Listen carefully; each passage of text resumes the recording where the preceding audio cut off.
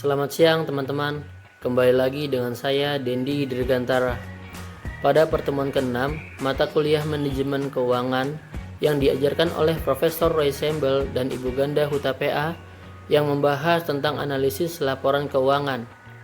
Di sini kita diajarkan bagaimana untuk melihat kesehatan dari sebuah perusahaan. Kita tidak bisa hanya melihat dari laporan keuangan, karena yang disajikan dalam laporan itu hanya berupa angka-angka, sehingga belum menggambarkan kesehatan perusahaan. Ada 5 rasio yang digunakan untuk menganalisis laporan keuangan, yaitu yang pertama adalah profitabilitas, adalah kemampuan perusahaan untuk menghasilkan laba. Jika kita berbicara tentang profitabilitas, maka kita berbicara tentang keuntungan perusahaan yang dapat mempengaruhi aset perusahaan dan ekuitas perusahaan. Terus yang kedua adalah likuiditas, kemampuan perusahaan yang dapat memenuhi kewajiban jangka pendek, seperti perusahaan dapat membayar hutang jangka pendek. Yang ketiga adalah activity, adalah kemampuan perusahaan yang dapat mengelola aktivitas operasionalnya.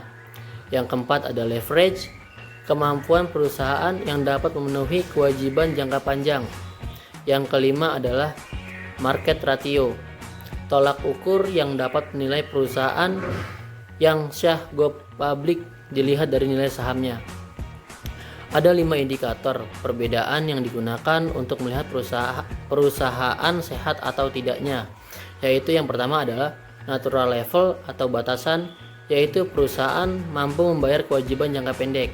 Terus yang kedua adalah quality of number, yaitu perusahaan yang mampu membayar kewajiban jangka pendek dikurangi inventory, jadi aset yang lebih cepat untuk berputar. Yang ketiga adalah historical trend, yaitu untuk melihat perbandingan perusahaan dari tahun ke tahun apakah semakin baik atau semakin buruk. Yang keempat adalah industri benchmark, yaitu membandingkan rasio-rasio perusahaan yang sejenis, apakah perusahaan di atas rata-rata atau di bawahnya.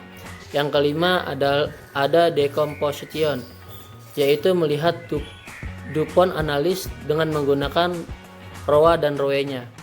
Demikian rangkuman pertemuan ke-6 tentang analisis laporan keuangan.